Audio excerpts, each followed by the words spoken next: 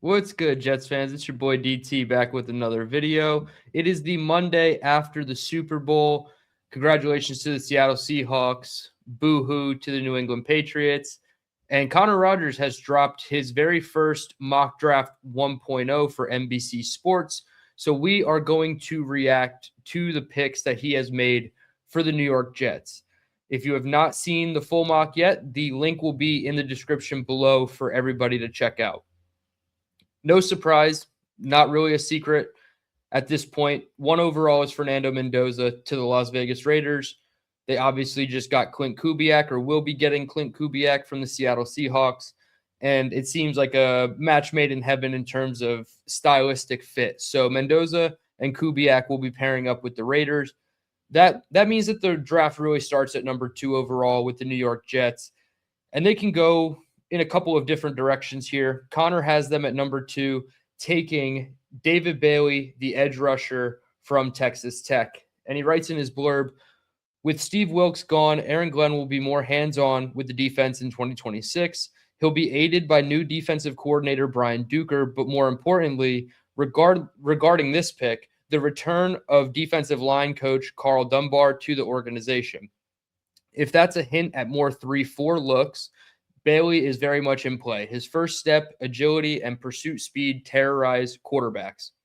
And if you guys checked out the last video I just did, we talked about that very thing, right? The Jets possibly switching from a 4-3 front to a 3-4 front. It could be a bit of a mix, right? A hybrid approach, but it could be more 4-3 and odd front defenses. And I even said Arvell Reese and David Bailey specifically, the stock would be up if that is the case for them at 2 overall to the Jets. So he has the Jets going defense with the number 2 overall pick, and then going all the way down to 16, Denzel Boston, wide receiver from Washington. He says Boston uses his big frame to shield defenders as he plucks the ball out of the air, allowing him to haul in 20 touchdowns over the last 2 seasons. His mass, length, ball skills, and run blocking would bring a much-needed element to the Jets' receiving room. Trotting out him, Garrett Wilson, and Adonai Mitchell in 11 personnel is a nice start to rebuilding a broken passing attack. So I like the position. I guess I have not done enough homework on Denzel Boston to say whether I like or love the pick. So right now I'm pretty neutral on the pick. There are moments with Denzel Boston where I was watching, some cut-ups and I say I don't really see it. And then there are those big splash plays that get him to his 1,700 yards over the last 2 seasons with 20 touchdowns, as Connor alluded to. So there are definitely some fun moments with Denzel Boston. I don't know if any of the big 3 wide receivers, Mekhi Lemon, Carnell Tate, Jordan Tyson, I don't know if any of them are going to make it to 16. Some mock drafts have the Jets getting Mekhi Lemon at 16. I would say that's probably less realistic as we get closer to the draft. And if he does show out at the combine, I really think it's going to turn more heads in the direction of him being a top 10 pick. But this would be the next tier of wide receivers, right? At that 16 spot, if they are just going to sit and pick and not trade up to go get one of these top tier wide receivers. So Denzel Boston comes in at 16. I wouldn't say I would be over the moon with this haul for the Jets. Obviously, there were guys on the board that I thought would be a worthwhile swing, and I can be, convinced that Denzel Boston is a better pick than Caden McDonald, TJ Parker, Ty Simpson, Keldrick Falk, CJ Allen, who were like the immediate 5 picks after pick 16 for the Jets. You can convince me that Denzel Boston is a better pick than those guys.